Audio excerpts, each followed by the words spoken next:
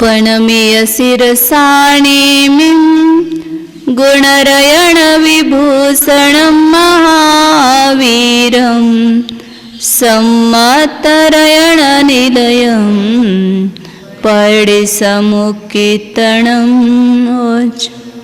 नमिऊणनेमिचन्दम्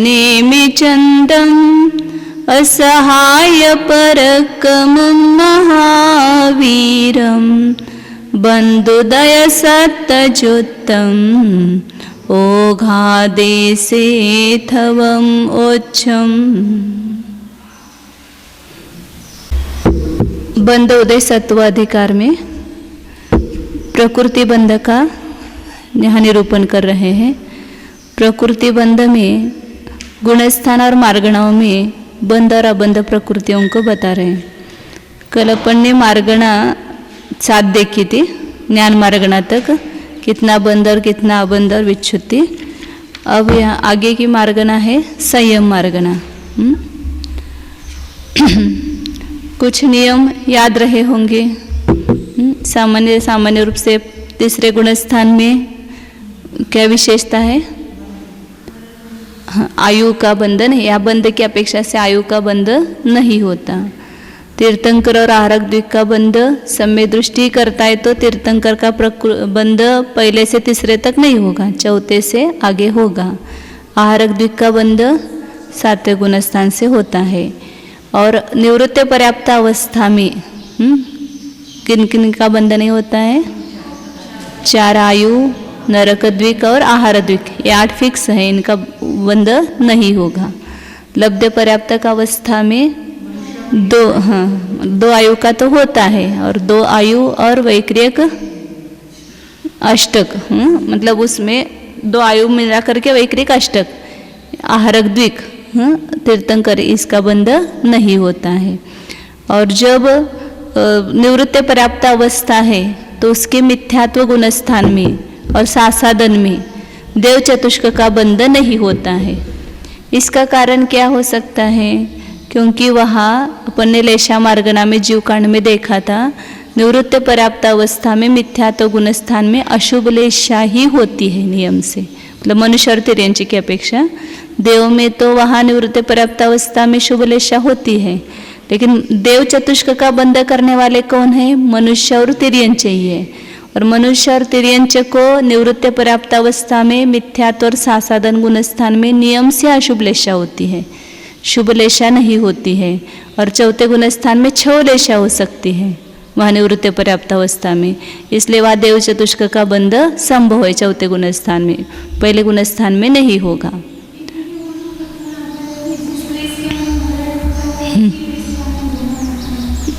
वो तो सर्व, मतलब ऐसा यहाँ मनुष्य और तिर्यंच मरण करके देव और नरक में जाता है उस अपेक्षा से है, और वहाँ से भी वो नरक और देव की जो लेशा है वो छूटती नहीं है, आखिर तक वही लेशा रहेगी। और वहाँ से मरण करके यहाँ मनुष्य और तिर्यंचों में पैदा हुआ तो वहाँ भले वहाँ स्वर्ग में देवों की शुभ लेशा है, लेकिन यहाँ आने के बाद यदि मिथ्यात्व गुणस्थान है तो नियम से अशुभ लेशा होगी, शुभ लेशा नहीं रहेगी। तिर्यंच की भी शुभ लेशा अशुभ लेशा ही होगी। तिर्यंच का भी केवल तिर्यंच की यहाँ से जो मनुष्य शायिक सम्यक्त्व लेकर के भोग भूमि में गमन जाता है तो वहाँ उसकी अपर्याप्त अवस्था में जगन्य कापोत लेशा होगी। नहीं तो यहाँ कर्म भूमि में तो तिर्यंच को निवृत्त पर्याप्त अवस्था में सम्यक दर्शन होता ही नहीं है। केवल भोग भूमि की अपेक्षा ही चौथा गुणस्थान है तिर्यंच में, इसलिए वहाँ अशुभ मतलब शुभ लेशा नहीं है, तो तिर्यंच में अशुभ लेशा ही रहेगी। और मनुष्य में चौथे गुणस्थान की अपेक्षा से वहाँ शुभ लेशा है निवृत्त पर्याप्त अवस्था में, नहीं तो पहले दूसरे गुणस्थान में नियम से अशुभ लेशा ही होती है, मतलब बदलती है। वहाँ पर शुक्ल लेशा है स्वर्ग में, और यहाँ आने के बाद वो तो मतलब मिथ्यात्व लेकर आएगा तो बदलेगी, सम्यक तो लेकर आएगा तो वही लेशा रह सकते हैं, और उसमें शुभ में परिवर्तन भी हो सकता है, संक्रमण भी हो सकता है वहाँ। अब यहाँ संयम मार्गन आ गया। और एक नियम वहाँ 7वें नरक के लिए कि 7वें नरक में पहले दूसरे गुणस्थान में मनुष्य द्विक और उच्च गोत्र का बंध नहीं होता है। तीसरे चौथे गुणस्थान में ही मनुष्य गति और उच्च गोत्र का बंध होगा। ऐसे कुछ नियम है, वो याद रखेंगे तो सब लग जाता है। अब संयम मार्गणा में कितने भेद है? संयम मार्गणा के श्वेता किती भेद है? संयम मार्गण्याचे भेद किती? 7 है। 5 संयम और असंयम और देश संयम, ऐसे 7 है। उसमें पहला असंयम लगाया है, असंयत। तो असंयत के गुणस्थान कितने हैं? 1 से 4, पहले गुणस्थान से चौथे गुणस्थान तक। तो जो गुणस्थान अपेक्षा से सामान्य से है वही सब कथन आएगा।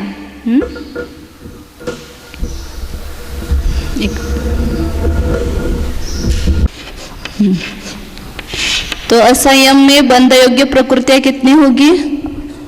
1 से 4 गुणस्थान है, तो जो सामान्य है तो चारों गति इसी में आ गई, इसलिए सभी का बंध होगा, केवल आहारक द्विक का बंध नहीं होगा, क्योंकि आहारक द्विक का बंध 7वें से है, इसलिए अबंध 2 होगी और बंध 118 का होगा। ये 2 मतलब आहारक द्विक।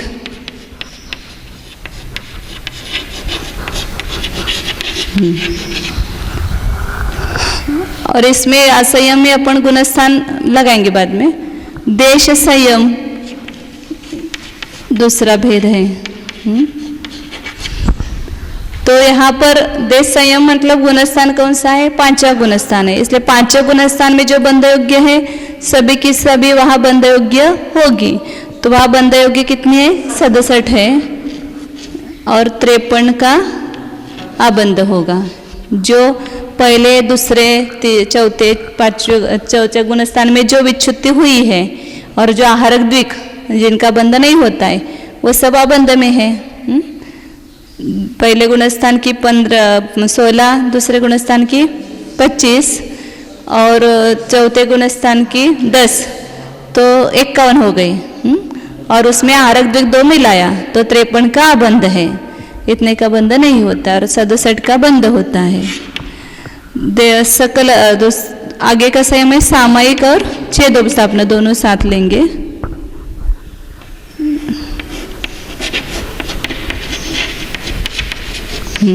तो सामयिक छेदोपस्थापना संयम कहाँ पर होता है? 6ठे गुणस्थान से 9वें गुणस्थान तक, इसलिए उन गुणस्थानों में जो बंध योग्य है वही प्रकृतियां यहाँ होगी। तो 6ठे गुणस्थान में कितने का बंध होता है? 63 का होता है। 67 में 4 कम हो जाते हैं ना प्रत्याख्यानावरण कशा है, तो 63 का बंध होता है, तो ही यहाँ पर बंध योग्य होगी। और हाँ, बंध में 2 बढ़ेगी ना, 65 हो जाएगी। बंध 65 का होगा और अबंध अभी गुणस्थान नहीं लगा है, सामान्य लगा रहे ना। यह गुणस्थान की अपेक्षा बाद में लगा। बंध योग्य कितनी वो लगा रहे हैं, तो 65 होगी बंध योग्य और 55 होगी, बराबर है ना? 55 चुकला, 55 है वो अबंध है। परिहार विशुद्धि इसमें भी वही होगा ना, इसमें भी कुछ बदल नहीं होगा, वो उसमें भी 65 और 55 ही रहेंगे, क्योंकि परिहार विशुद्धि में उसका आहारक द्विक का उदय नहीं आएगा, दोनों एक साथ व्यक्त नहीं होंगे। लेकिन परिहार विशुद्धि संयम वाला आहारक द्विक का बंध कर सकता है 7वें गुणस्थान में, उदय नहीं होगा उसको, इसलिए परिहार विशुद्धि का भी यही लगाना। आगे का संयम है सूक्ष्म सांप्राय। तो सूक्ष्म सांप्राय संयम कहाँ पर होता है? 10वें गुणस्थान में। तो वहाँ जो बंध योग्य है, कितनी बंध योग्य? वहाँ 17 और बाकी 103 अबंध में आएगी। और यथाख्यात संयम है। यथाख्यात संयम के गुणस्थान है 11, 12, 13, 14, ये 4 गुणस्थान है। तो वहाँ बंध कितने का होता है? एक ही प्रकृति का बंध होता है, इसलिए 7वां वेद में एक ही बंध योग्य है, बाकी सब अबंध है। अब यहाँ विशेष कुछ नहीं है, केवल असंयम में जो 2 है प्रकृतियाँ वो अबंध में ली है और 118 है उतने का बंध होता है। तो पहले गुणस्थान में अबंध में कितनी आएगी? अबंध में कितनी आएगी? असंयम का लगाएंगे, गुणस्थान 4 है ना उसमें, तो अबंध 1 तीर्थंकर होगी यहाँ पर। और यहाँ 117 ही आएगी। और सब गुणस्थान के समान ही है, बाकी विच्छुत्ति में कुछ अंतर नहीं है। हाँ? वही होगा 16 और 1 17, 101 और यहाँ 25। तीसरे गुणस्थान में 25 और 17 42 और 1 आयु, देव 2 आयु, मनुष्य और देव आयु, ये दोनों आबंध में आ जाएगी तो 44 हो जाएगी। और बंध 118 में से 44 कम करना है, 74 का बंध होगा। विच्छुत्ति 0। असंयत में यहाँ 2 आयु और तीर्थंकर का बंध होने लगेगा तो 41 मतलब 3 प्रकृतियाँ बंध में से कम होगी। और बंध जो है 77 का बंध होगा, बढ़ जाएगा यहाँ। और विच्छुत्ति 10 की। विशेषता कुछ नहीं, बाकी सभी में भी कुछ विशेषता नहीं है। सामयिक छेदोपस्थापना में 6, 7, 8, 9 4 गुणस्थान में जो है वही लगाना है।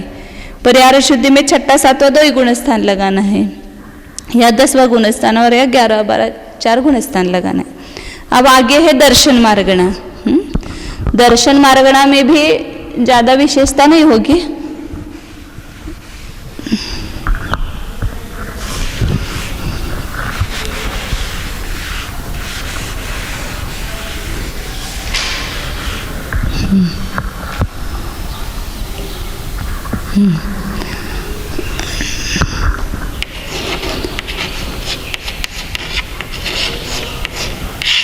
संयम मार्गणे चार्ट त्याच्यातून वो चार्ट देखा था उसको, संयम मार्गणा का वो लिखा नहीं था ना पूरा।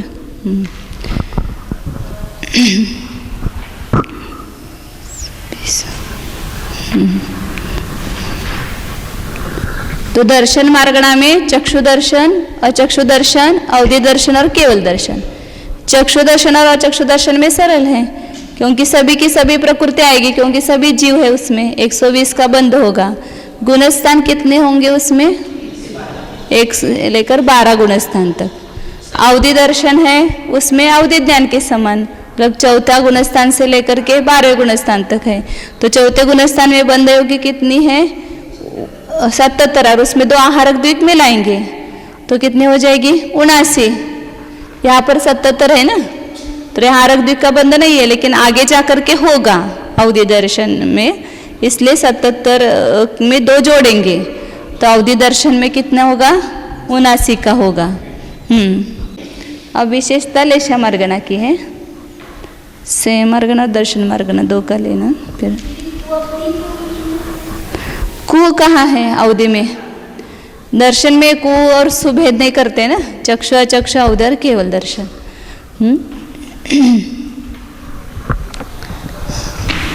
ये जानेंगे तो उससे वो बंध प्रकृतियाँ निकलती है। तो पहले 3 अशुभ लेशा जो है वह पहले गुणस्थान से 4थे गुणस्थान तक है। तो जैसे असंयम में अपन ने देखा था, यही 3 अशुभ लेशा का होगा। 118 वहाँ बंध योग्य होगी, 2 आहार द्वीप का खाली बंध नहीं होगा। तीर्थंकर का भी बंध अशुभ लेशा में हो सकता है, कारण 4था गुणस्थान में अशुभ लेशा होती है। इसलिए 3 अशुभ लेशा में बंध 118 और 2 अबंध। आगे की लेशा है पित्त लेशा। अब यहाँ जैसे देवों में अपन ने देखा था, सौदर में ईशान, फिर 3रे स्वर्ग से 12वें स्वर्ग तक, फिर आगे 13वें स्वर्ग से, ऐसे वहाँ पर स्वर्गों में लेशा क्रम से है। सौदर में ईशान तक पित्त लेशा है, आगे पद्म लेशा है, और आगे 13वें गुणस्थान से 13वें स्वर्ग से लेकर के शुक्ल लेशा है। तो इसलिए यहाँ पर भी बंध प्रकृतियों में ऐसा अंतर आएगा। तो यहाँ पित्त लेशा ऐसे 4 गति में है उसे, लेकिन हाँ वो नरक गति में नहीं, बराबर है, गलती से हो गया कि नरक गति में पीतलेशा नहीं है, तिर्यंच मनुष्य और देवगति में पीतलेशा है। तो वहाँ मनुष्य और तिर्यंच पीतलेशा में कभी एकेंद्र का बंध नहीं करेगा, लेकिन स्वर्ग के देव है वहाँ लेशा बदलती नहीं है, तो वहाँ तेजोलेशा में भी उनको एकेंद्र संबंधी बंध होता है, इसलिए वहाँ एकेंद्र स्थावर आतप का तो बंध होगा, लेकिन सूक्ष्म त्रय का, विकल त्रय का और नरक द्विक नरकायु का तो बंध किसी देव स्वर्ग में होता नहीं, लेकिन मनुष्य तिर्यंच भी शुभ लेशा में नरक द्विक और नरकायु का बंध नहीं करेंगे। इसलिए प्रकृतियाँ क्या हो जाएगी, वहाँ कम हो जाएगी। तो कितनी है वो 9 प्रकृतियाँ बताई थी अभी, ये 2 मतलब आहारक द्विक है। सूक्ष्मत्रय, विकलत्रय, खडूच नरक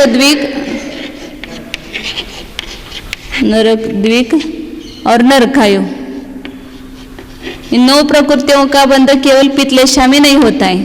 बाकी एकेंद्र स्थावर आतप का जो बंध है वो भवनत्रिक देव और सौधर्म ईशान स्वर्गवासी देवों की अपेक्षा से तेजोलेशा में एकेंद्र का बंध होता है। अब वहाँ लेशा बदलती नहीं ना, तो उस लेशा में वहाँ बंध योग्य है, इतना ही लेना।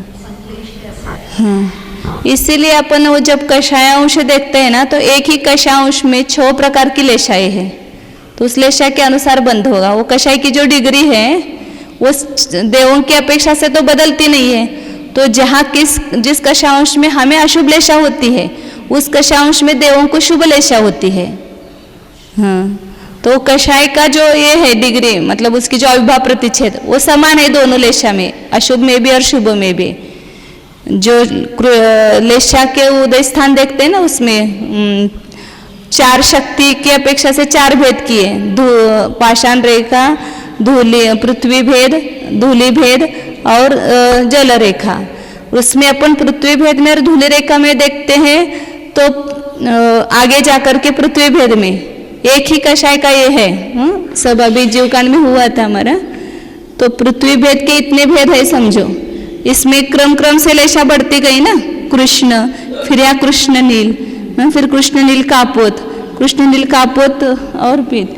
इसका अर्थ क्या, यहाँ जो बीच में असंख्यात लोक प्रमाण कषायांश है, इस एक ही कषायांश में 4 प्रकार की लेशा हो सकती है। शुभ मतलब कृष्ण भी लेशा हो सकती है उसी कषाय की डिग्री में, उसी कषाय की शक्ति में कापोत भी हो सकती है, नील भी हो सकती है और पीत भी हो सकती है।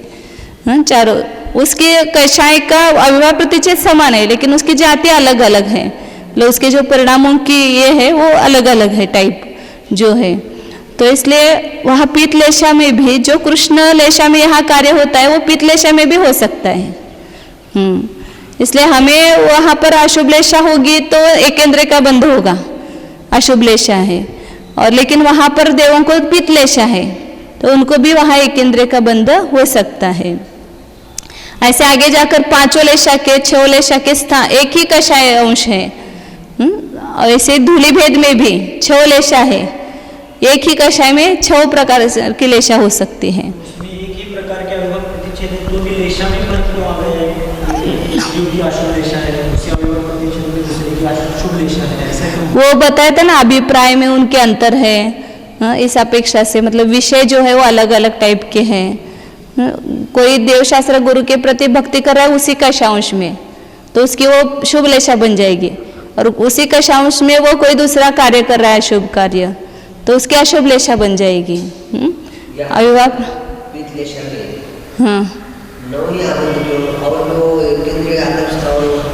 का बंद करता है, वही बताए ना अभी, इसीलिए इतना खुलासा किया कि सौधर्म ईशान स्वर्गवासी देव पीत लेशा में एकेंद्र स्थावर आतप का बंध करते हैं, इसलिए वो बंध में आएगी, अबंध में नहीं आएगी। केवल सूक्ष्म त्रय का, विकल त्रय का, नरक द्विक और नरकायु का बंध नहीं होगा पीत लेशा में। हाँ, और फिर इन 9 को छोड़ करके बाकी 111 प्रकृतियां हैं। मतलब जो हमारा कषाय का उदय चल रहा है उसमें किस प्रकार से हमें उसका उपयोग करना, उस कषाय का, वो अपने ऊपर निर्भर है। उसी कषाय में आप शुभ कार्य भी कर सकते हैं और अशुभ कार्य भी कर सकते हैं।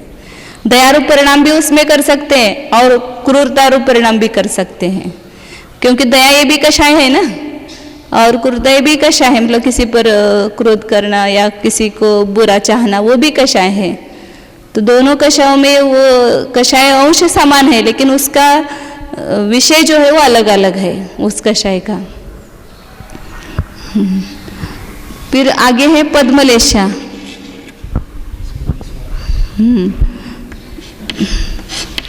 तो यहाँ पर जो पद्मलेशा है उसमें एकेंद्र स्थावर आतप का बंध नहीं होगा, क्योंकि तीसरे स्वर्ग से आगे के देव जो है वहाँ पद्मलेशा ही होती है और वहाँ इन एकेंद्र स्थावर आतप का बंध नहीं करते हैं। इसलिए 3 और अबंध में बढ़ जाएगी। तो यहाँ 12 प्रकृतियों का अबंध होगा, ऊपर की 9 और 3 एकेंद्रीय स्थावर आतप। हाँ, मतलब आतप।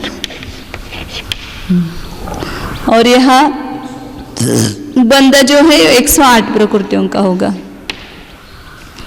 शुक्ल लेशा में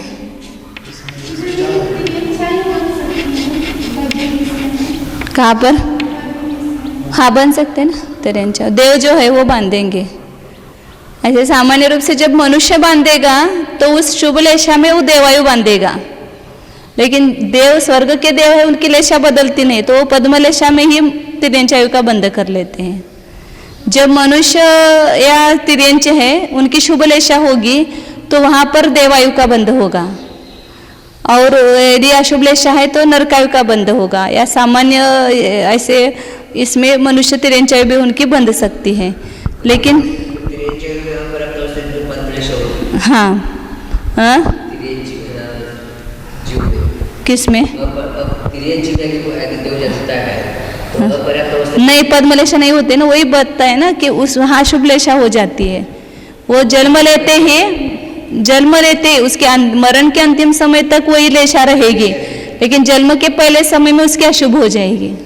शुक्ल से भी सीधे अशुभ लेशा हो जाएगी वहाँ पर। नहीं है, वही बताए ना जैसे। और उसमें भुवनत्रिक में तो अपर्याप्त अवस्था में अशुभ लेशा ही होती है।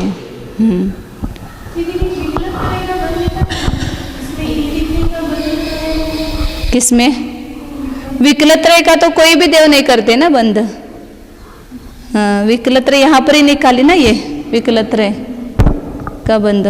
देव विकलत्रय में जन्म लेते ही नहीं, केंद्र में लेते हैं, लेकिन द्विंद्र तिंद्र चतुरेंद्र में नहीं लेते हैं ऐसे। तो शुक्ल लेशा में वापिस तिरंचायु का भी बंध नहीं होगा। तिरंच गति, तिरंच, हाँ, शतार चतुष्क, क्योंकि 13वें स्वर्ग से आगे तिरंच गति, तिरंच आयु, गत्यान पूर्वी आयु और उद्योत, इनका बंध नहीं होता है। तो शुक्ल लेशा में उसका बंध नहीं होगा।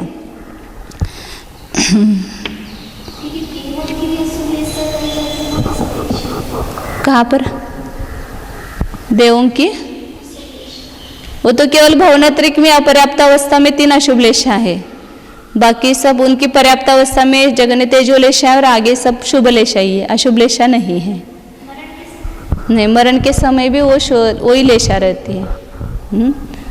उनका ही नियम है कि लेशा बदलती नहीं है। हाँ, शुक्ल लेशा में 100। अब यहाँ वापिस 4 कम अबंध में बढ़ गए, शतार चतुष्क 12 और अधिक 4 शतार चतुष्क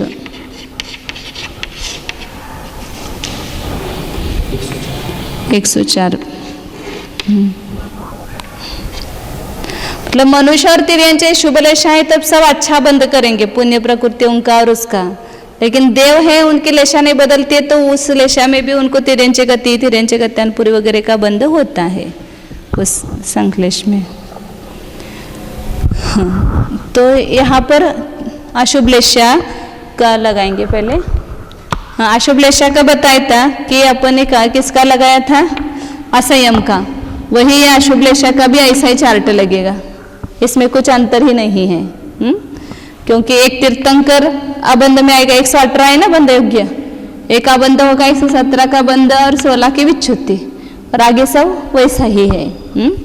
अब आगे लगाना है अपने को पीतलेशा का, एक एक बता ना अबे महाराज जी सांगा, आपण सांगा। पीतलेशा आपल्याला येते सगळं खरं। 111 है। अब पहले गुणस्थान में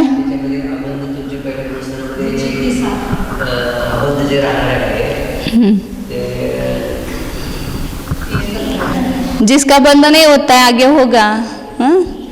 3 प्रकृतियों का बंध होगा ना, एक तीर्थंकर और आहारक द्विक का बंध। बंध 111 में से 3 कम किए 108। जहाँ चारों गतियां है ना तो वहाँ सामान्य गुणस्थान का याद रखना। हाँ मतलब यहाँ पित्त में चारों मतलब 3 है गति, नरक गति नहीं है, लेकिन अब देव है ना इसमें, इसलिए वो गुणस्थान की अपेक्षा से जो विच्छुत्तियां है वही विच्छुत्तियां यहाँ पर भी होगी। देव नहीं यार केवल मनुष्य तरीके होते तो उनकी अपेक्षा से लगाना। हाँ तो इसमें 16 में से कौन कौन सी निकाली हुए हैं? सूक्ष्मत्रय, विकलत्रय, नरक द्विक, नरकायु, ये 9 प्रकृतियां निकाली है ना, तो 16 में से 9 गई तो कितनी बचे? 7 हैं। शुरू प्रारंभ की 7 प्रकृतियां।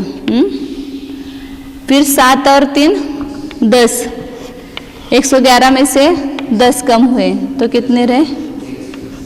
101। यहाँ बंध विच्छुत्ति दूसरे गुणस्थान में, हाँ 25 सब होगी, यहाँ पर कुछ कम नहीं है इसमें। 25 और 10 35, और यहाँ पर अबंध में हाँ 2 आयु, 35 और 2 37। 37 में अब कितने बचेंगे? 74 बंध विच्छुत्ति 0। चौथे गुणस्थान में अबंध कितने हो जाएंगे? तीर्थंकर और 2 आयु, मनुष्य और देवायु का बंध होने लगेगा तो 34, और बंध 77 और विच्छुत्ति 10। गुणस्थान कितने हैं पीतलेशा में? हाँ 7 गुणस्थान है, तो 5वें गुणस्थान में भी लगेगा यहाँ देश संयत। तो 34 और 10 54, 44 हाँ 44, और बंध जो है वह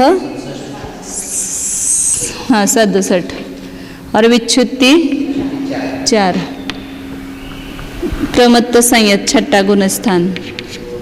44 और 4 48, और यहाँ 4 कम करेंगे और 63, हाँ, और विच्छुत्ति 6ठे गुणस्थान में, 6ठे में 6 याद रखना, 6ठे में 6।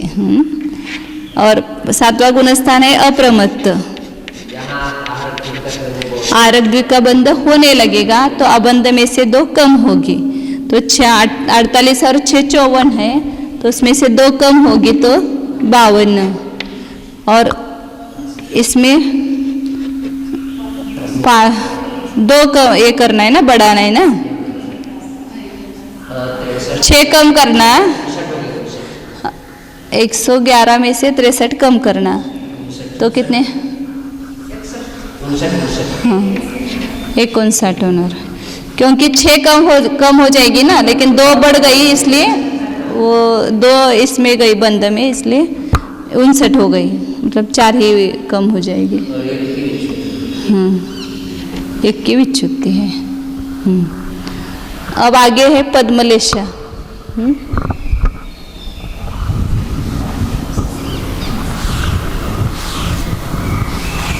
सांगा महाराज।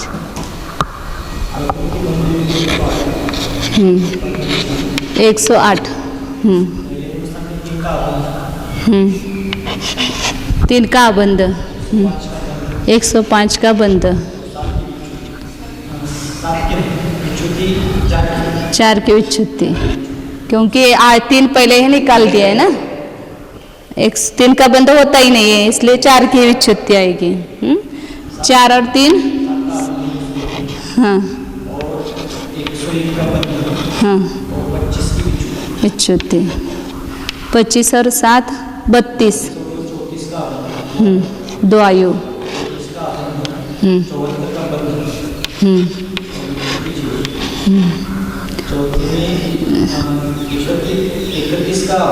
हाँ मैंने कौन से कम हो गए, बंद में आ गए, तो 31 का बंद, 31 का अबंध और 77 का बंध और विच्छुत्ति 10 की।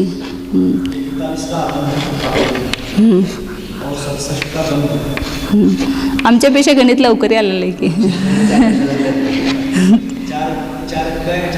बंद विच्छुत्ति 41 और 4, हाँ हाँ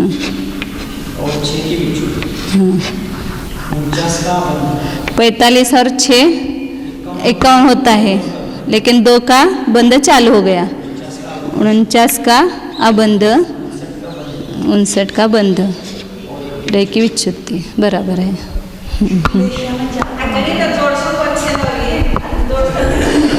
ते नाही कर कुठल्या ठिकाणी काय कमी आणि जास्त झाले हे लक्षात यायला पाहिजे फक्त। कौन से गुणस्थान में कौन सी प्रकृति कम हुई और बंध में कौन सी बढ़ गई हो।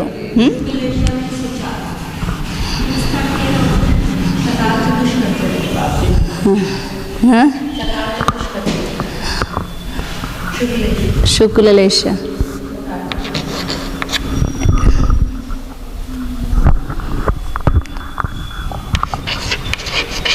शुक्ललेशा में बंध योग्य 104 है।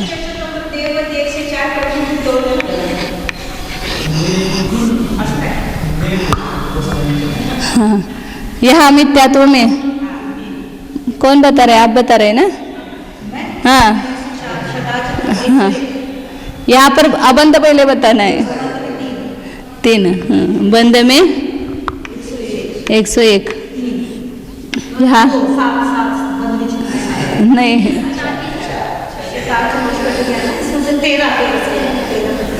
पहले गुणस्थान में 16 प्रकृतियां हैं, उसमें से पहले वहाँ तेजोलेशा में 7 का विच्छुत्ति थी, पद्मलेशा में 4 ही रहेगी। हाँ 4 और 3 7, दूसरे गुणस्थान में अबंध 7 और बंध में कितने हो जाएंगे।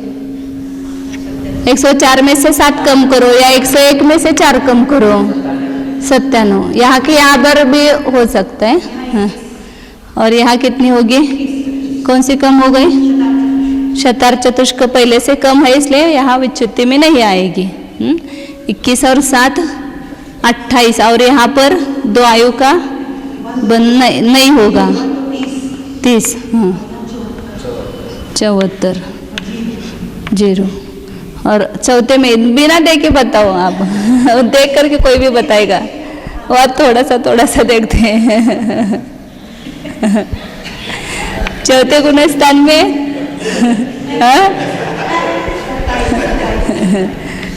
हाँ यहाँ क्या होने लगा, 2 आयु और तीर्थंकर का बंध होने लगा, इसलिए 3 कम हो गई तो 27 हो गई। हाँ 77 और विच्छुत्ति एक विचार करने दो उनको। हाँ 10 प्रकृतियों की विच्छुत्ति हुई।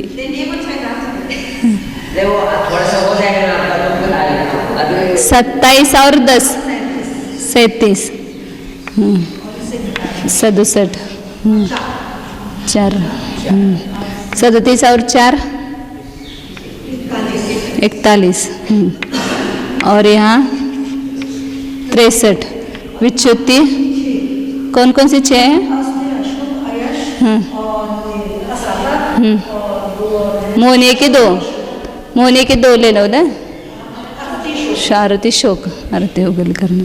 41 और 6 47 और क्या होगा यहाँ पर। हाँ तो बढ़ जाएगा यहाँ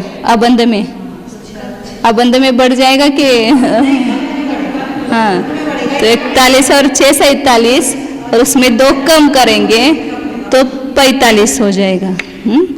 और यहाँ 59, बंध विच्छुत्ति 1, और यहाँ गुणस्थान कितने हैं? हाँ, तो इसलिए 8 9 10 वो भी आएंगे सब।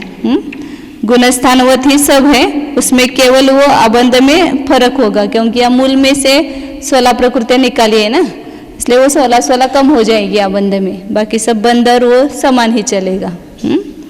अटवी गुणस्थान से एक बार बताओ तो बताओ, फिर पक्का हो जाएगा। 45 और 6 46,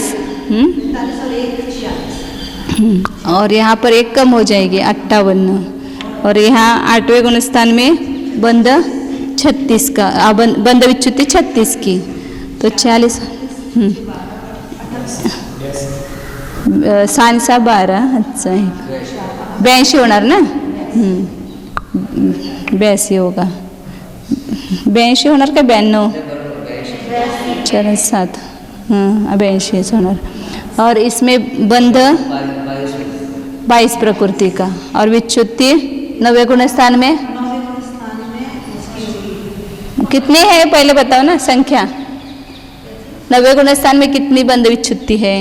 ये तो फटाफट आना चाहिए। 14 गुणस्थान में पहले में 16, दूसरे में 25, तीसरे में 0, चौथे में 10, 5वें में 4, छठे में 6, 7वें में 1, 8वें में 36, 9वें में 5 और 10वें में 16। 9वें में 5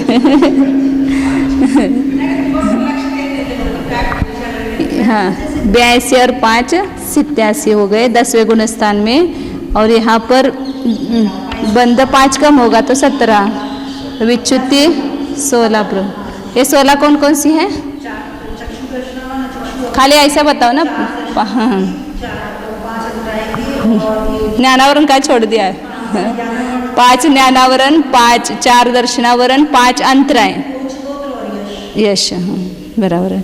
और 13वें गुणस्थान में 103 का अबंध, 11 से लेकर आगे 11 12 13 में 1 का बंध, और 1 13वें में 1 विच्छुत्ति, 11वें 12 में कुछ विच्छुत्ति नहीं। ये लेशा मार्गना हो गई। अब अगली मार्गना है भव्य मार्गना। भव्य और अभव्य में कुछ ज़्यादा अंतर नहीं है, उसमें कुछ लगाने की जरूरत नहीं है। सामान्य गुणस्थान भव्य तो 14 गुणस्थान सब आएंगे, इसलिए सब बंध प्रकृति 120 आएगी। और अभव्य में कितनी होगी श्वेता? हाँ आणि हाँ ये कितनी बंद योग्य हो गई? 117 का बंद होगा और 3 का अबंध होगा, और गुणस्थान एक ही है, इसलिए वहाँ गुणस्थान कुछ नहीं लगाना। और भव्य में तो सामान्य गुणस्थान जो है वो सब भव्य की अपेक्षा से ही है। हाँ 14 गुणस्थान के सब लेना। अब आगे की मार्गना है, भव्य अभव्य हो गया, सम्यक तो मार्गना।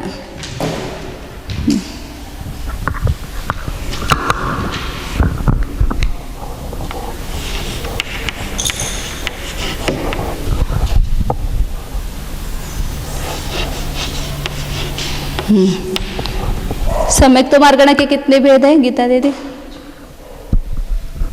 मार्गणा के हाँ कौन कौन से? हाँ हाँ हाँ सासाधन, बराबर है, 6 भेद है। उसमें से मिथ्यात्व साधारण मिश्र सरल है। इसमें तो जिस गुणस्थान में जो प्रकृतियाँ है वही लगाना है। मिथ्यात्व में बंध योग्य कितनी है प्रकृतियाँ? मिथ्यात्व गुणस्थान में 120 की सब बंध होता है, 117, तो आप बंध 3 और 117 का बंध। सासाधन में पहले गुणस्थान में जो विच्छुत्ति हुई वो प्रकृतियाँ मतलब, और ये 3 मतलब 19 का अबंध होगा और 101 का बंध होता है। मिश्र में कितने का बंध होता है? 19 में और क्या मिलाना? 2 आयु मिलाना, हाँ नहीं 25 भी मिलाना ना, 25 और ये 19 और 2 आयु हाँ 25 आणि 46 हो जाएगी, 44 और 2 आयु 46, और 74 का बंध होगा। यहाँ तो एक गुणस्थान है इसलिए कुछ लगाना ही नहीं है। और आगे आएगा प्रथम उपशम सम्यक्त्व, उसमें प्रथम उपशम और द्वितीय उपशम को थोड़ा सा फर्क होगा, नहीं वही प्रकृति होगी, केवल गुणस्थान में अंतर आएगा। और हाँ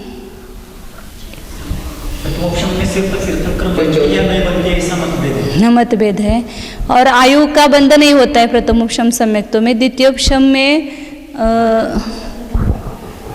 वहाँ पर भी नहीं होगा, आयु बंध नहीं होगा, द्वितीय उपशम में भी आयु बंध नहीं होगा।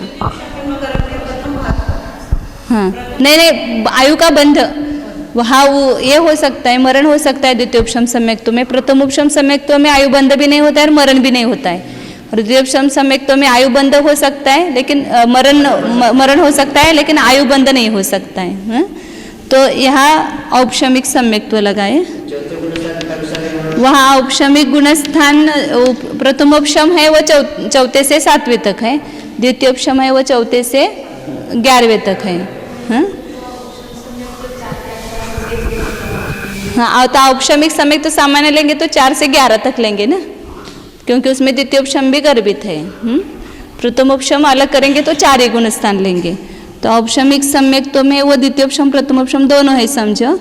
तो वहाँ बंध योग्य प्रकृतियाँ 4थे गुणस्थान में जो है 77 वो है बंध 77 और अबंध 43।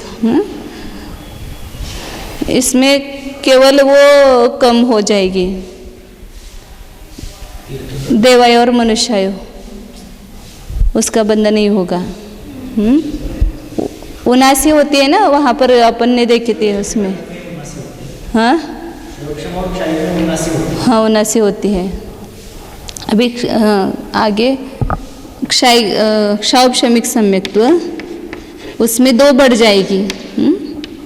कौन से बढ़ेगी? 2 आयु बढ़ेगी बंध में, और यहाँ नहीं बढ़ेगी। आहारक द्विक है इसमें, 2 आयु नहीं है। इसलिए 77 ये 43 कौन सी कम करना? तो पहले गुणस्थान की 16 जो विच्युति है वो, दूसरे गुणस्थान में 25 विच्युति है वो, और 2 आयु लेना यहाँ। पहले और दूसरे की विच्छिन्न प्रकृति 41 और 2 आयु बढ़ाना उसमें, क्योंकि यहाँ औपशमिक सम्यक्त्व में भी द्वितीय उपशम वगैरह सम्यक्त्व में आहारक द्विक का बंध हो सकता है 7वें गुणस्थान में और 8वें के 6ठे भाग तक। जब उपशम श्रेणी पर आरूढ़ होता है ना, तो वहाँ पर द्वितीय उपशम सम्यक्त्व रहता है उसको, तो उसमें आहारक द्विक का बंध हो सकता है। और क्षौपशमिक सम्यक्त्व में इसलिए यहाँ पर 2 आयु बढ़ जाएगी, क्योंकि उसमें आयु का भी बंध होता है, मनुष्य और देवायु का। इसलिए इसमें से 43 में से 2 कम की आयु, 43 में से -2 आयु, ये देवायु और मनुष्यायु। क्षयिक सम्यक्त्व में वहाँ पर भी ऐसा ही आएगा, क्षौपशमिक के समान 79 और 41। ये 3 में तो कुछ गुणस्थान लगाना नहीं। अब औपशमिक सम्यक्त्व का एक चार्ट लगा दो फिर। हाँ तो उसमें थोड़ा सा इसमें सुधार करना है। नोट्स में पहले है ना मिश्रत्व, सासाधन और मिश्र, ऐसे 3 मैंने काट भी किया है उसको, लेकिन यहाँ 4थे गुणस्थान से होगा ना यहाँ पर। ते मिथ्यात्व, सासाधन आणि मिश्र लिहिले, त्याच्यावर रेष मारल्या, परंतु तिथले लिहायचं राहिले तिथं। असंयत होगा पहिला गुणस्थान।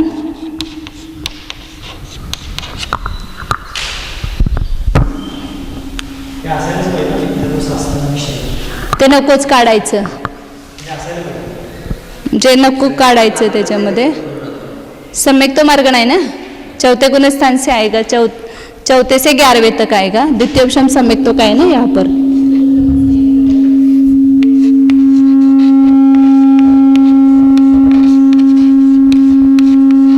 आवाज क्या लगा? हाँ असू दे हे कसं होतं ना, द्वितीयोपम सम्यक्त, उसमें बंध योगी कितनी बताई है? 77 गुण। यहाँ पर असंयत और देश संयत और प्रमत्त संयत लिखना है। मिथ्यात्व की जगह असंयत लिखना है, साधन की जगह देश संयत लिखना है और मिश्र की जगह प्रमत्त संयत लिखना है।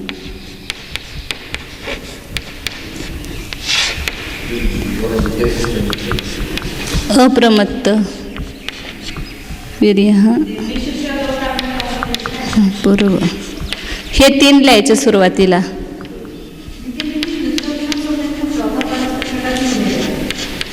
चौथे से 11वें तक होता है, इसलिए मरण की अपेक्षा नहीं,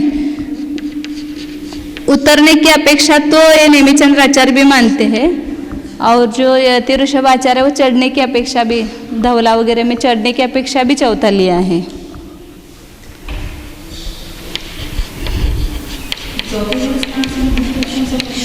हो सकता है, लेकिन चौथा वो द्रव्यलिंगी मुनि होंगे, तो श्रावक अवस्था में नहीं होगा, क्योंकि वो श्रेणी के सन्मुख हो जाएंगे ना अंतर्मुहूर्त में। अब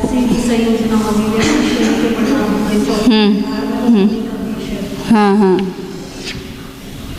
अब असंयत द्वितीयोपम सम्यक्त में चौथा गुणस्थान, श्वेता बंद करा आणि सांगा। चौथे गुणस्थान में आबंध, आहारक, द्विक का बंध नहीं होगा, तो क्या हो जाएगा? यहाँ पर 2 का आबंध होगा। बंध 75, बंध विच्छुत्ती 10 आहे, मग त्यामध्ये आयु 1 होते ना, ते आयु कमी करायचं, म्हणजे किती होणार? बंध विच्छुत्ती 9, क्योंकि पहले निकाली है ना हमने, 9 की बंध विच्छुत्ती होगी। 9 और 2 कितने होते? 11, और क्या बढ़ेगा इसमें?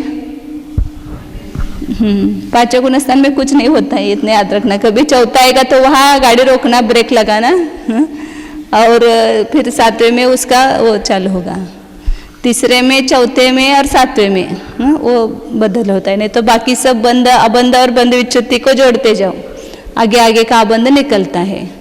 तो 9 और 2 11, फिर इसमें 75 में से 9 कम किए तो 66, और बंध विच्छुत्ती 4 की, 11 और 4 15 हो जाएगी, और यहाँ पर 62, विच्छुत्ती 6, कौन कौन सी है? 6 बरास को शक, हाँ,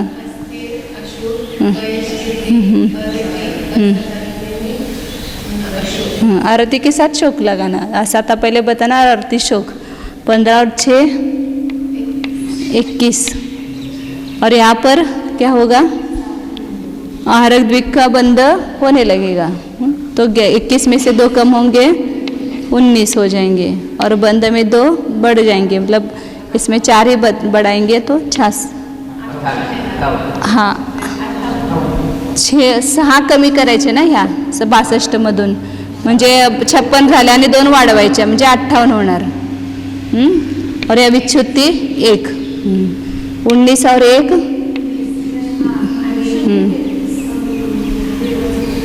क्या झाला? हाँ, आयु का नहीं होगा यहाँ पर, क्योंकि आयु निकाली हुई है ना द्वितीयोपम सम्यक्तों में, और उसमें आयु का बंध नहीं होता है, तो यहाँ फिर 19 के 19 रहेंगे, और अपूर्व कर्म में 58 का बंध, विच्छुत्ती 36 की विच्छुत्ती होगी, 19 और 36 55 हो जाएंगे ना, 55, इतर राहणार किती? 22, और विच्छुत्ती 5, 55 और 5 60,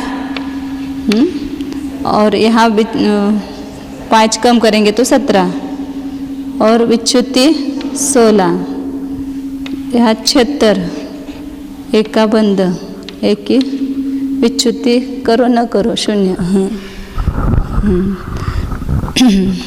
सम्यक्त्व में भी बंध योग्य कितनी है? 79 है। तो उसमें गुणस्थान कितने होंगे? शायिक सम्यक्त्व में कितने गुणस्थान? अस्मिता। हाँ, तो वहाँ पर गुणस्थान की अपेक्षा से जो है वो सब लगेगा। वह बंध जो है सामान्य गुणस्थान में वो आगे के नहीं होंगे। तो क्षायिक सम्यक्त्व में भी सब गुणस्थान के समान लगाना। अब आगे है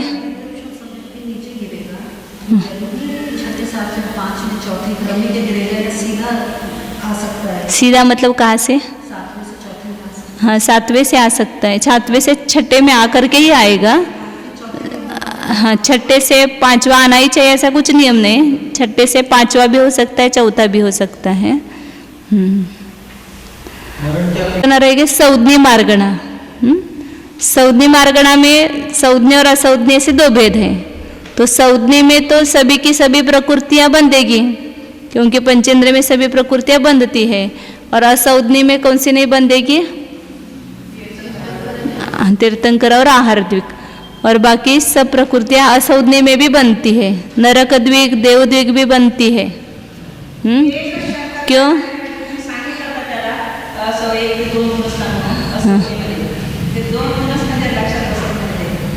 दूसरा गुणस्थान जो है वो केवल सासादन गुणस्थान वाला मरण करके असंज्ञा में पैदा होता है, ऐसे जिन आचार्यों की मान्यता है उनके अनुसार दूसरा गुणस्थान वहाँ अपर्याप्त अवस्था में है, पर्याप्त अवस्था में नहीं है। केवल सासादन गुणस्थान लेकर के गया और वहाँ जाने के बाद अपर्याप्त अवस्था में ही दूसरे से पहले में आ गया वह। तो वहाँ असंज्ञा में सब बंध योग्य बताए, केवल तीर्थंकर और आहार द्विक, इन 2-3 का ही बंध नहीं होता है। अब असंज्ञा ये प्रश्न होना चाहिए, नरक द्विक का और देव द्विक का बंध करता है कि नहीं है? तो असंज्ञा पंचेंद्रिय जीव पहले नरक में जा सकता है और ऊपर भवनत्रिक में भी वह उत्पन्न हो सकता है। भवनत्रिक में ज्योतिष में नहीं जाएगा, भवनवासी या व्यंतरवासी बन सकता है असंज्ञा जीव। इसलिए उसमें सब बंध योग्य प्रकृतियां बताई। केवल जो सम्यक्त्व में बंधेगी वो नहीं है, तीर्थंकर और आहारक द्विक। अब आके अंतिम ज्योतिषवासी नहीं, भवनवासी और व्यंतरवासी होता है। पहले नरक में संख्यात वर्ष की आयु वाला हो सकता है वहाँ नर नार की। अब अंतिम मार्गना है, तो असंज्ञा के 2 गुणस्थान लगाना है। पहले गुणस्थान 117 वहाँ बंध योग्य है, तो पहले गुणस्थान में वहाँ 16 की जगह कितनी विच्छुत्ति हो जाएगी? 13 की 19 की हो जाएगी। 3 प्रकृतियां बढ़ जाएगी, क्योंकि देव आयु का बंध वो दूसरे गुणस्थान में नहीं करेगा। क्यों नहीं करेगा? अपर्याप्त अवस्था है, अपर्याप्त अवस्था में ही दूसरा गुणस्थान माना है। इसलिए 3 आयु का बंध वो कर मतलब जो है वो नरकायु का तो 16 में आता ही है। 13 आयु, मनुष्य और देवायु, इन तीनों का बंध विच्युति पहले गुणस्थान में होगी, इसलिए 19 दिया। कुठं राहिले? गुणस्थान लिखना रह गया है, मिथ्यात्व और सासादन। असंज्ञा का जो चार्ट है ना उसमें मिथ्यात्व और सासादन ऐसा लिखना है। संज्ञा नहीं लिखना, मिथ्यात्व से काय नहीं। आहार मार्गणा के 2 भेद है, आहारक और आहानारक। तो आहारक में बंध योग्य प्रकृतियां सब होगी, क्योंकि सभी गुणस्थानों में जीव आहारक है और सभी गतियों में आहारक है। तो 101, 120 सब बनती है, और इसमें गुणस्थान 14 है, तो है बराबर 13 है। तो 13 गुणस्थान के समान ही सभी इसकी प्ररूपणा होगी, इसका कोई अलग से विशेषता नहीं है। अब दूसरे है इसका भेद अनारक। अनारक में जो विग्रह गति में बंध योग्य नहीं है वे प्रकृतियां नहीं बंधेगी। अपर्याप्त अवस्था में निकालते ना अपन निवृत्ति पर्याप्त अवस्था में। हाँ, 4 आयु, आहारक द्विक और नरक द्विक, इन 8 का बंध नहीं होता है। और इसका बंध तीर्थंकर का बंध तो हो सकता है, उसमें जो सम्यक तो लेकर के नरक में गया या देव में गया तो वहाँ विग्रह गति में तीर्थंकर बनती है ना वहाँ पर। और आहारक द्विक का नहीं होगा, तो 8 प्रकृति आबंध है, आहारक द्विक, नरक द्विक आणि 4 आयु, 4 हाँ में होगा लेकिन आहारक अवस्था में होगा।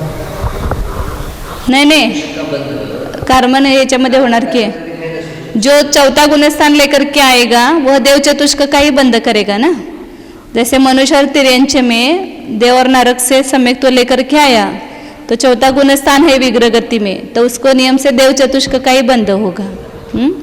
इसलिए वो केवल नरक द्विक का बंध नहीं होगा, क्योंकि नरक द्विक का बंध वहाँ पहले दूसरे गुणस्थान में ही होता है, लेकिन वहाँ निवृत्त पर्याप्त अवस्था में नहीं होता है। तो 8 कम किए तो कितने रह गए, 112 प्रकृतियों का बंध होता है।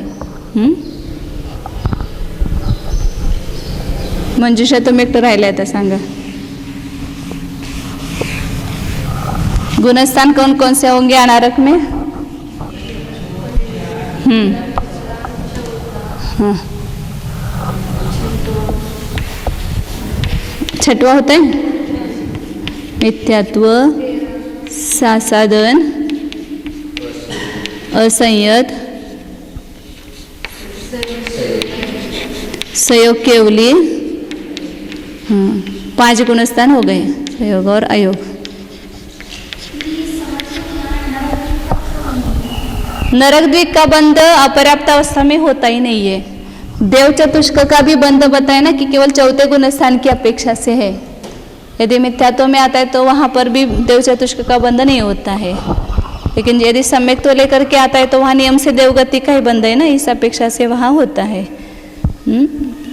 क्योंकि हाँ, इतना संक्लेश परिणाम वहाँ पर नहीं है अपर्याप्त अवस्था में कि नरक द्विक का बंध हो जाए।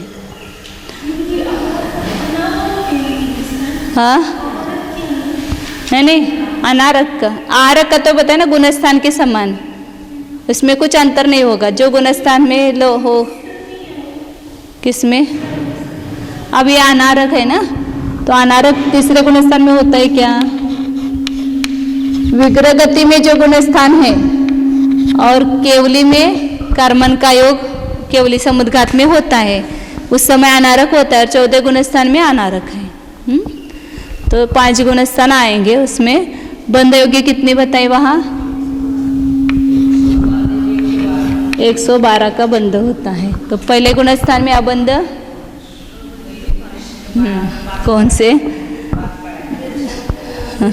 तीर्थंकर और देव चतुष्क, इस 5 का अबंध होगा।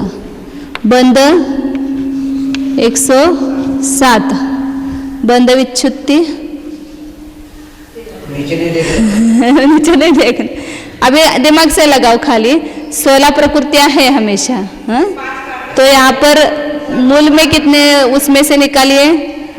नरक द्विक और नरकायु गई है ना, तो 3 कम हुई 16 में से, और हाँ 13 प्रकृतियों की बंध विच्छुत्ति है यहाँ पर। तो 13 और 5 18, 112 में से 18 गए, 84 रहेंगे ना, 94 विच्छुत्ति दूसरे गुणस्थान में। अभी आयु अपने पहले निकालिए, ये ध्यान में रखो। तो 23 आयु को छोड़ करके बाकी 25 में से 1 कम होगी, तो 24 प्रकृतियों की बंध विच्छुत्ति होगी। 24 और 18 42 होते हैं। और 4था गुणस्थान है, यहाँ पर किसका बंध होगा? 5 का बंध चालू होगा ना, तीर्थंकर और देव चतुष्क। इसलिए 42 में से 5 कम हुए तो 37 हुए, और बंध 75, हाँ 75 होना ना। और विच्छुत्ति यहाँ पर देखो, मतलब दर्ग ये लगाओ, दिमाग लगाओ। 10 होती है, पहले ध्यान में क्या लेना 10। अब उसमें से कौन सी अपन ने पहले निकाली है? सब आयु निकाली है ना, हाँ, इसलिए पहले सामान्य गुणस्थान की अच्छी तरह से याद करो, तो फिर आगे सब जल्दी जल्दी हो सकता है। पहले 14 गुणस्थान की जो बंध विच्युत्ति की प्रकृति है ना, वो पक्की याद होनी चाहिए। वैसे 10 गुणस्थान के आगे तो खाली सातवेदनी का ही बंध होता है। तो यहाँ पर 10 थी, उसमें से एक मनुष्य निकाली हुई है, इसलिए 9 बंध विच्युत्ति हो जाएगी। और यहाँ पर अब जो अब बीच की है वो भी विच्युत्ति हो जाएगी। 5वें, 6ठे, 7वें, 8वें, 9वें, 10वें, 11वें में वगैरह नहीं है, तो उसमें जो जो प्रकृति है वो भी यहाँ पर बंध विच्युत्ति हो जाएगी। कितनी हो जाएगी वहाँ पर? चौथे की 9, 5वें की 4, 6ठे की 6, 7वें की है वो यहाँ पर लेना नहीं है क्योंकि आयु पहले निकाली है। 8वें की 36 है, उसमें से आहारक द्विक को भी निकाला हुआ है, तो 34। और 9वें की 5, 10वें की 16 हो गए। इतनी प्रकृतियों की बंध विच्युत्ति चौथे गुणस्थान में ही हो जाएगी। चौथे में क्यों करना? क्योंकि यहाँ पर बंध विच्युत्ति का अर्थ क्या है कि उस गुणस्थान से आगे उसका बंध नहीं होना। तो यहाँ आगे कौन सा गुणस्थान है? 13वां है, तो 13वें गुणस्थान में इसका बंध नहीं होगा, इसलिए इसकी बंध विच्युत्ति यहाँ चौथे में ही करेंगे। तो 9 और मतलब ऐसा सबको प्रश्न होता है ना, उस गुणस्थान में विच्युत्ति होगी, चौथे में क्यों कर रहे हैं? हाँ, तो यहाँ पर अनारक में आगे का गुणस्थान ही नहीं है, 13वें गुणस्थान है, फिर यहाँ बंध विच्युत्ति नहीं करेंगे तो 13वें में उसका बंध हो जाएगा। तो 4 और 5 11 और 4 15, 15 और 6 21 और 4 25 और 9 24, अच्छा 2, 3 और 3 6, तो यहाँ पर कितने? 2 झालं होतं काय? हाँ, यहाँ 34 हो गया, बराबर 3 है, तो 74 हो जाएगा। बराबर 74 की बंध विच्युत्ति है। और यहाँ पर अबंध सब हो जाएगा ना, 111 और 1 का बंध और 1 की विच्युत्ति। यहाँ 0 अबंध सब आएगा 112 और बंध 0 और बंध विच्युत्ति 0 14 में। या नारक मार्गण का हो गया। उसमें उन्होंने बताया था वेद से लेकर आहार मार्गण तक सब गुणस्थान के समान लगाना, जहाँ जहाँ जितनी गुणस्थान है उसके अनुसार लगाना। अब उसमें जो विशेषता है वो बताते हैं केवल 2 गाथा में। नवरियस सौवसम्मे नरसुर आऊणे नत्थि नियमेन मिच्छसन्ति मनवयं भारं नहि ते उपम्येषु सुखे सदर चौक वामन्तिम बारसं च न च अत्थि कम्मेव अनाहारे बंधसंतो अनंतोय। चेष्टा सव उपसम्मे संपूर्ण उपशमक में, मतलब उपशम सम्यक्त्व में नरसुर आवनी नति। सव क्यों शब्द लगाया? प्रथमोपशम और द्वितीयोपशम, ये दोनों लेने के लिए। सर्व उपशमों में प्रथम उपशम द्वितीय उपशम ऐसा करते तो बहुत बढ़ जाता ना, इसलिए संपूर्ण उपशम में देवायु और मनुष्यायु का बंध नहीं है नियम से। सम्यक्त्व में होता है तो 2 ही आयु का बंध होता है, देव और नारकी को मनुष्यायु का और मनुष्य और तिरंच को देवायु का। लेकिन उपशम सम्यक्त्व में आयु का बंध नहीं होता, इसलिए दोनों का निकाला बंध में से।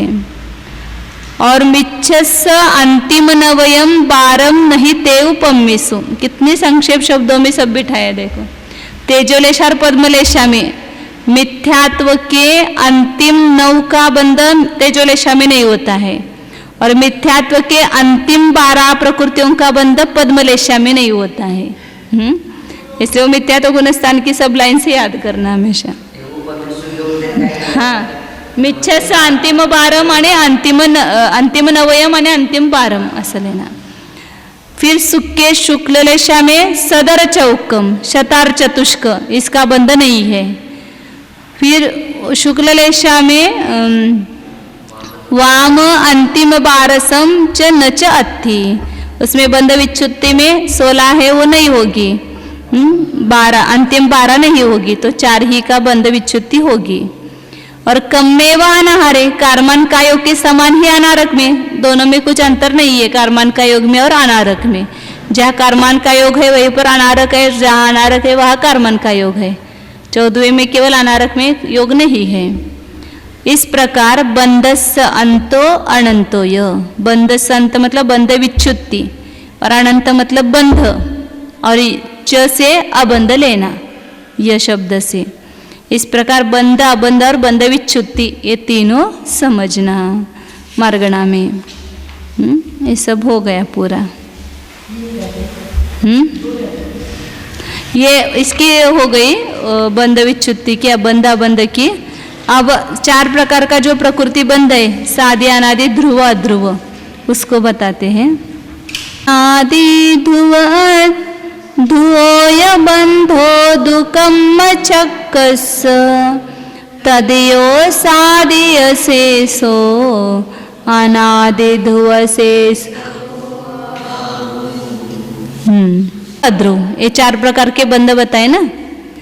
इनकी व्याख्या जो है वो आगे के गाथा में दी है, 123 नंबर के गाथा में। सादी बंध किसको कहना, अनादि बंध किसको कहना, ध्रुव और अध्रुव की व्याख्या एक ही गाथा में की है। उसको तो सादी बंध उसको कहते हैं कि जिसका बंध का अभाव होकर के वापिस बंध का प्रारंभ होता है। जो अनादिकाल से वहाँ गुण प्रतिपन्न तक जिसका बंध चलता है वहाँ उसको अनादि बंध कहते हैं। और अभव्य में ध्रुव बंध होता है और भव्य की अपेक्षा से अध्रुव बंध है। वो नियम रूप से अपन अभव्य में लगाएंगे ना, अध्रुव जो बंध होगा वो भव्य की अपेक्षा से लगाएंगे। बंध का अभाव हुआ, अध्रुव बंध कहेंगे। सादि अनादि ध्रुव अध्रुवय बंधो दुक्कम छक्कस। 6 कर्म जो है इसमें आयु और तीसरा वेदनीय छोड़ना, बाकी 6 मूल प्रकृतियां जो है उसको लेना।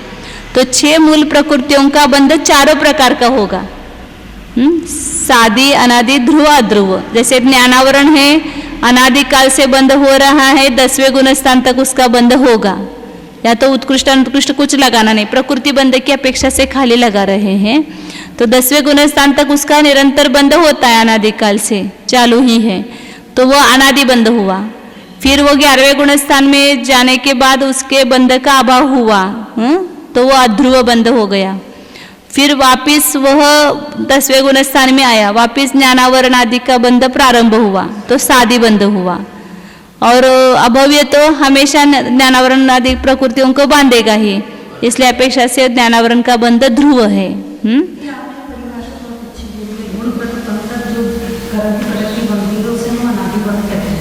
मतलब कि जो 4 से 11वें गुण स्थान तक जो प्रकृति लगातार बन रही है वो अनादि बन रही है।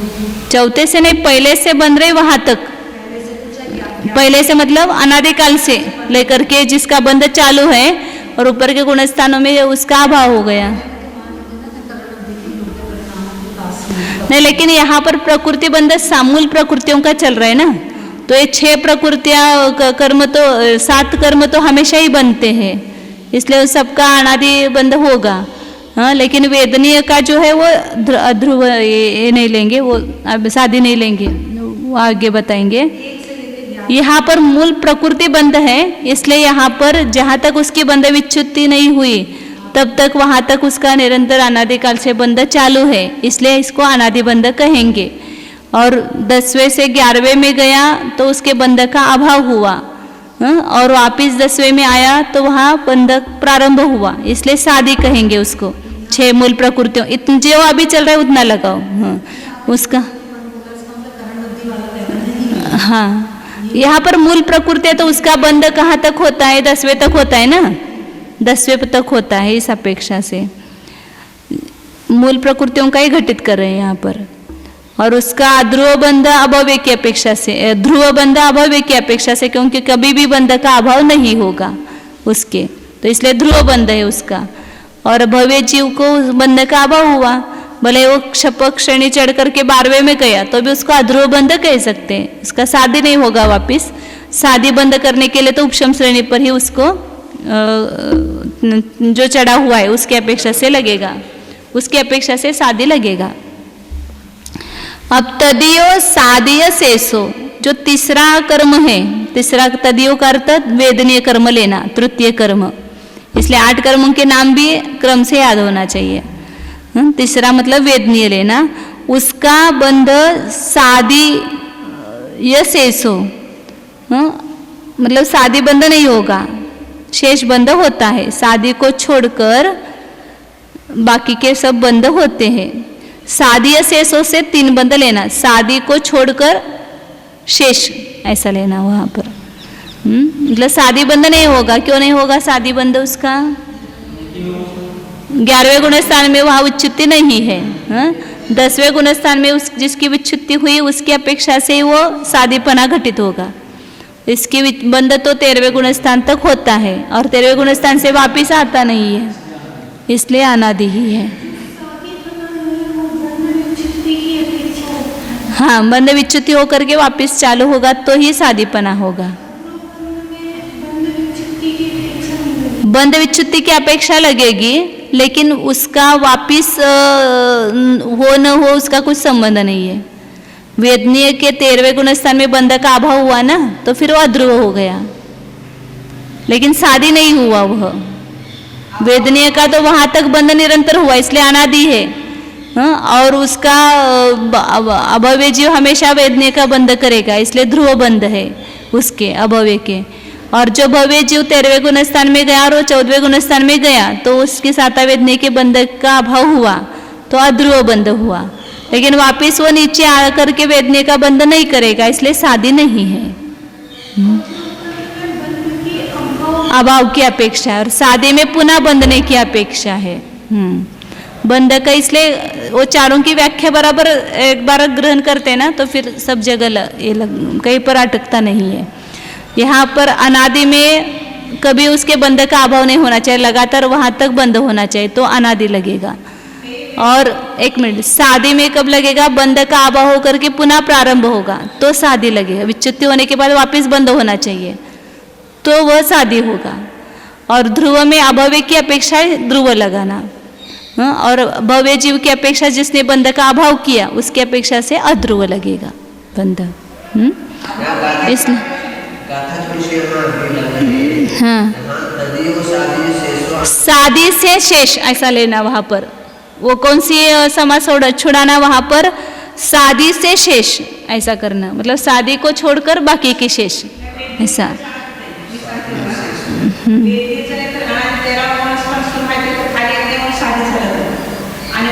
शादी झालं नाही आहे, हाँ म्हणून शादी नाही।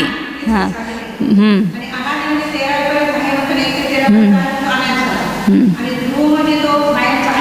अभव्य जीव कायमच वेदनेचा बंद करणार, कधी अभाव होणार नाही। भव्य जीव बंधाचा अभाव झाला, जो 14वें गुणस्थान में गया उसके वेदनीय बंध कर्म के बंध का अभाव हुआ, इसलिए अध्रुव हुआ। 14व्या मध्ये होतो का बंध? हाँ, मग ते बंध विच्छुत्ती झाले ना, अभाव झाला, अध्रुव झाला। अब अनादि ध्रुव शेष गो आयु। आयु के जो है वो 2 ही प्रकार का है। आयु का अनादि ध्रुव को छोड़कर, अनादि ध्रुव शेष गो, इथं पण तसं लावायचं, अनादि आणि ध्रुव छोड़कर शेष, मतलब अध्रुव, शादी और अध्रुव।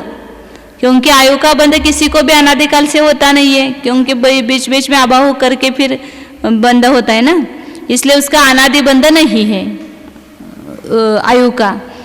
और शादी और अध्रुव है, जहाँ पर 8 अपवर्ष काल आएंगे वहाँ पर प्रारंभ होगा आयु का बंध, इसलिए शादी है। और अंतर्मुहूर्त तक बंद करके उसका अभाव होता है, इसलिए अध्रुव है। तो आयु कर्म के 2 ही प्रकार के बंध होंगे। कौन से लगाए 2 प्रकार?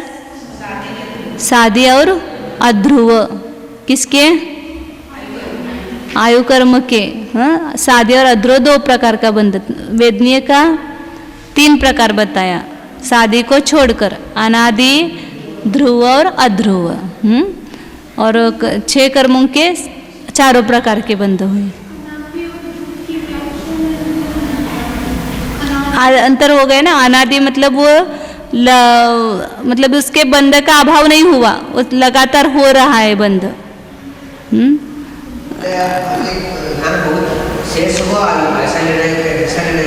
नहीं नहीं, अनादि ध्रुव शेष गो एक शब्द करना, अनादि और ध्रुव से शेष, ते मजेशीर आहे ते का हे.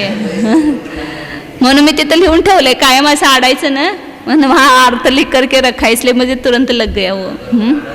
तीसरे कर्म का साधी को छोड़कर शेष बंध, ऐसे उसके जो समास ये करते हैं ना विग्रह, समास विग्रह, तो उस करते समय पंचमी से ऐसा करना, साधितः शेषः, मतलब साधी से दूसरा मतलब शेष, और यहाँ अनादि ध्रुव शेषतः, अनादि और ध्रुवाभ्याम वो द्वितीय विभक्ति, पंचमी का द्विवचन आएगा, पंचमी तत्पुरुष समास हुआ वहाँ पर, साधी से शेष, और यहाँ अनादि ध्रुव से शेष, ऐसे पंचमी तत्पुरुष कहते हैं उसको.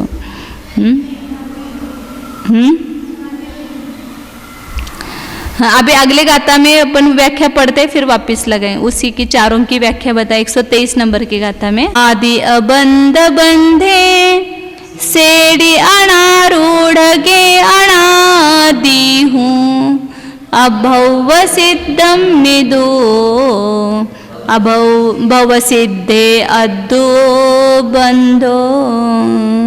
आदि की व्याख्या की है. सादे बंध किसको कहना, अबंध बंधे, जो अबंध में गया वापिस बंध में आया तो उसको कहेंगे सादी. मतलब बंध का अभाव हो करके वापिस उसका बंध होता है तो उसको कहेंगे सादी. ज्ञानावरण के जैसे 10वें गुणस्थान में बंध मतलब विच्छुति हुई और 11वें में उसका अबंध हुआ, वापिस 10वें में आने पर बंध हुआ तो उसको सादी कहेंगे. और जहाँ तक बंध विच्छुति हुई वहाँ तक उसका निरंतर बंध होता है. श्रेणी अनारूढ़ गे अनादि हूँ, मतलब जब तक श्रेणी पर आरूढ़ नहीं होता है तब तक उसका लगातार बंध हो रहा है तो उसको कहेंगे अनादि. और अभव सिद्ध में ध्रुव, अभवी सिद्ध में ध्रुव मतलब उस कभी भी बंध का अभाव न होना उसको ध्रुव कहना. अनादि का तो अभाव होगा लेकिन ध्रुव का अभाव नहीं होगा ध्रुव बंध में. तो जब तक श्रेणी पर आरूढ़ नहीं हुआ तब तक वहाँ लगातार बंध हुआ, इसलिए उसको अनादि कहा. और अभव्य सिद्ध में कभी भी बंध का अभाव नहीं होगा, इसलिए वहाँ ध्रुव लेना. और भव सिद्धे अध्रुव बंधो, भव्य अभव्य भव सिद्ध में अध्रुव मतलब उसके बंध का अभाव हुआ, इसलिए उसको अध्रुव कहा.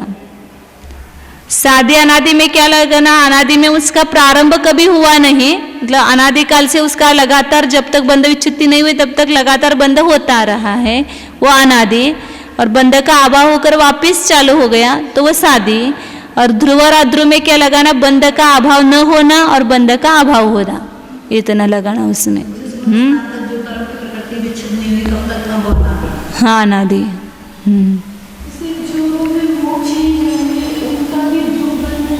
हाँ ध्रुव बंध कहलाएगा.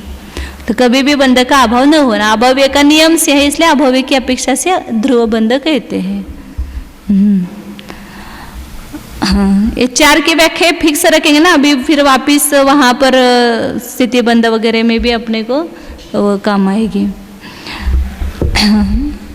अभी कौन कौन सी अब ये मूल प्रकृतियों की अपेक्षा बताया, 6 मूल प्रकृतियां हैं उसका 4 प्रकार का बंध है. और वेदनीय का शादी नहीं है, शादी छोड़ करके. और आयु का अनादि और ध्रुव छोड़ करके मतलब शादी और अध्रुव बंध होता है, क्योंकि उसका कभी कभी ही बंध होता है, लगातार बंध नहीं है उसका, इसलिए शादी हुआ और अध्रुव हुआ. मतलब हाँ नहीं, ध्रुवबंदी तो इसका अभी ध्रुवबंदी प्रकृति का विशेषण करेंगे ना. ध्रुवबंध अभव्य की अपेक्षा से लगाया, कभी भी बंध का अभाव नहीं होता है, लेकिन अभी ध्रुवबंदी प्रकृतियां बताएंगे. उसका अर्थ जब तक उसकी विच्छुति नहीं होती है तब तक उसका लगातार बंध होता है, उसको ध्रुवबंदी कहेंगे. निरंतर बंदी में उसका हाँ उसका निरंतर बंध होना, मतलब ध्रुवबंदी कैसी है, अनादिकाल से लेकर के उसका निरंतर बंध होगा, लेकिन निरंतर बंदी में अनादिकाल से होगा ऐसा कुछ नहीं है. जैसे अभी पुरुष वेद है, दूसरे गुणस्थान तक उसका कभी पुरुष वेद का, कभी स्त्री वेद का, कभी नपुंसक वेद का, तो वो सांतर बंदी होती है. फिर तीसरे गुणस्थान से वो निरंतर बंदी हो जाती है, निरंतर उसका पुरुषवेद का बंद होगा, लेकिन उसका तो अनादि नहीं हुआ या ध्रुव नहीं हुआ, लेकिन निरंतर बंद हुआ। हाँ, वो उच्च गोत्र का निरंतर बंदी होते हैं। हाँ, मूल भी यहाँ पर प्रश्न चिन्ह नहीं लगा सकता, ऐसा कथन है। हाँ, बराबर है, बराबर है। आपने समझना चाहिए उसको बराबर, तो क्योंकि इसमें बहुत गड़बड़ी होती है, मुझे भी पहले होती थी, लेकिन अभी सब पढ़ पढ़ करके फिक्स हुआ है बहुत सारे पॉइंट एकदम कि ऐसा लेना है इसके यहाँ पर। अब इस हाँ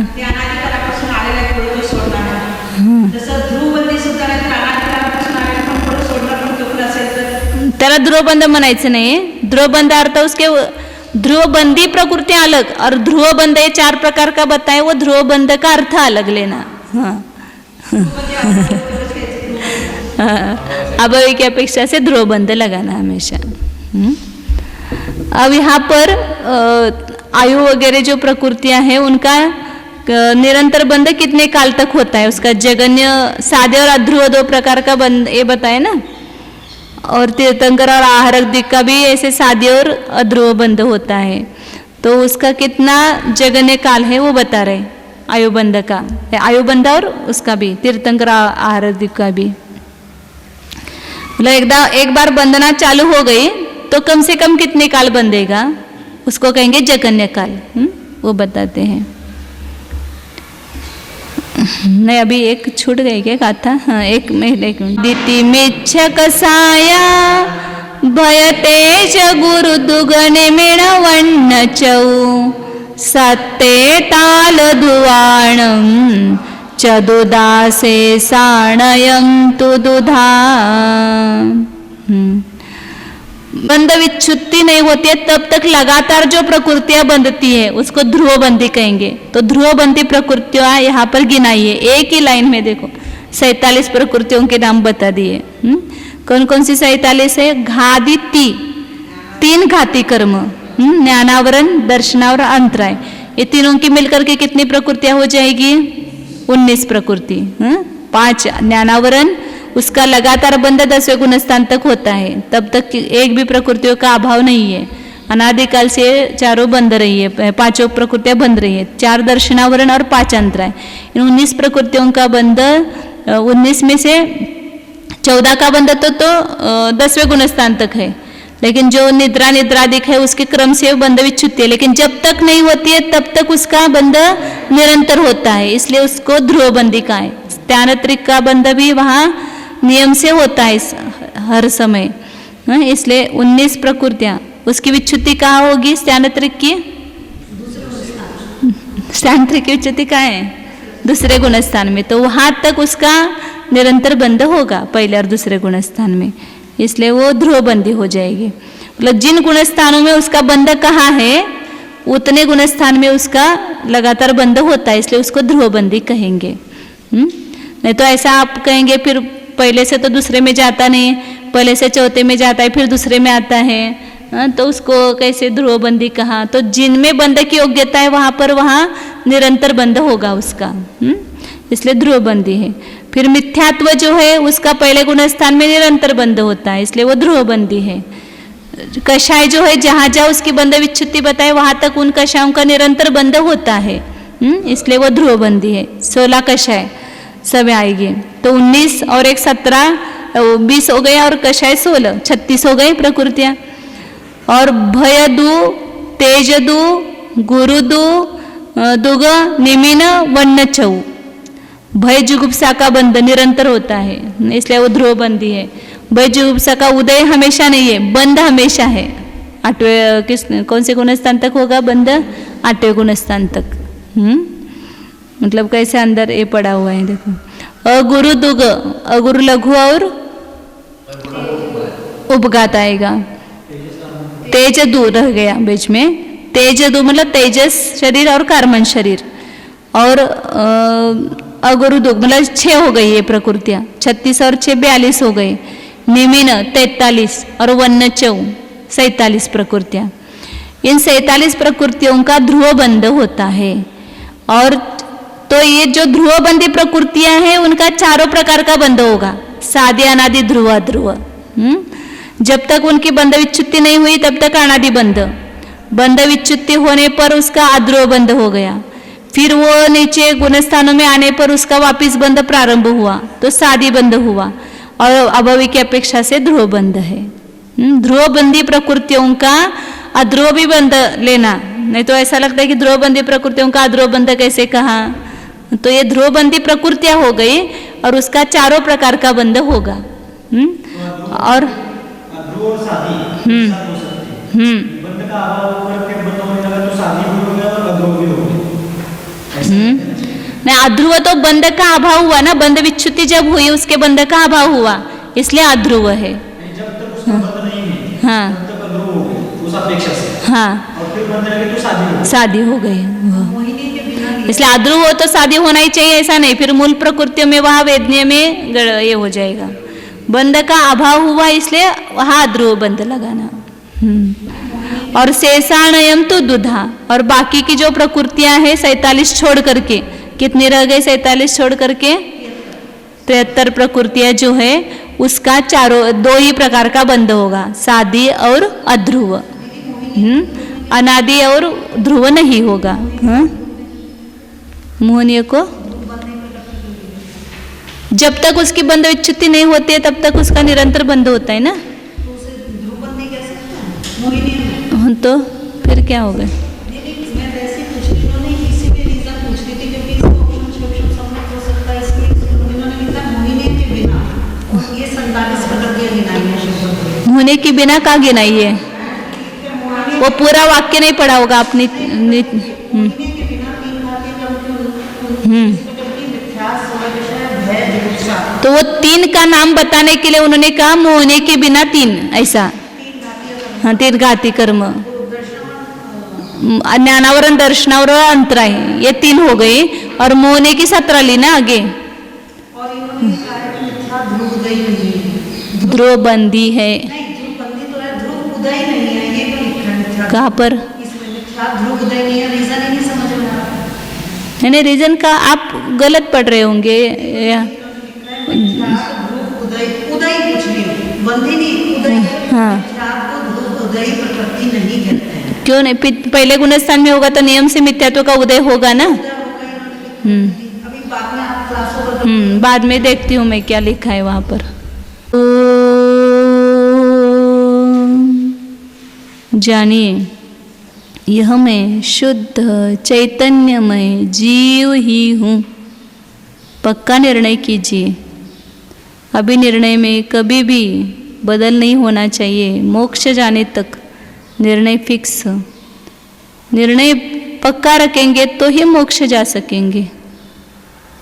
इसलिए इतना दृढ़ निश्चय करो कि मैं शुद्ध चैतन्य स्वरूप ही हूँ, किसी भी पर्याय रूप में नहीं हूँ। मैं शाश्वत ध्रुव हूँ, अध्रुव नहीं हूँ, अनित्य नहीं हूँ। जानिए, यह जो व्यक्त रूप से दिखाई देने वाला रूप है वह अध्रुव है। यह मनुष्य रूप व्यक्त है वह अध्रुव है। कषाय रूप व्यक्त दिखाई दे रहा है वह भी अध्रुव है। गुणस्थान ये भी अध्रुव रूप है। मैं गुणस्थान से रहित, मार्गणा स्थान से रहित शाश्वत ध्रुव चैतन्य स्वरूप हूँ। जानिए,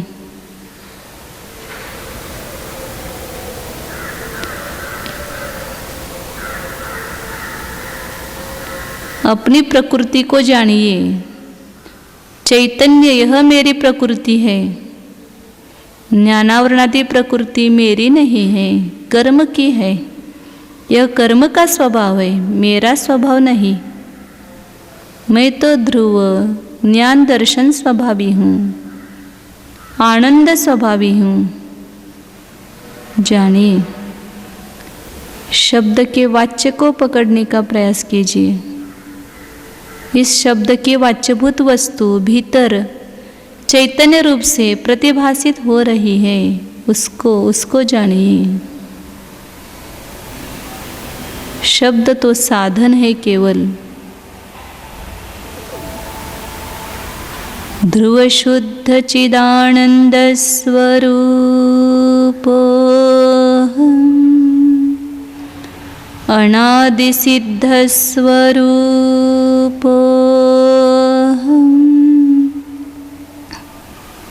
अखंड स्वरूप अव्युच्छिन्न स्वरूप ज्ञानमात्र स्वरूप केवल स्वरूप निर्ग्रंथ स्वरूप ओ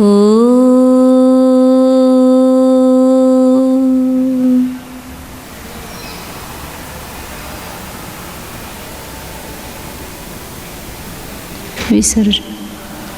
नमो अरिहन्तानं नमो सिद्धाणं नमो आयर्यानं नमो वच्छायानं नमो लोये सौवसं नमो। अतः स्वाध्याय निष्ठापन करें, प्रवचन करें, सकल कर्मक्षार्थम भावपूजा वंदनास्तव समितं शुद्ध भक्ति।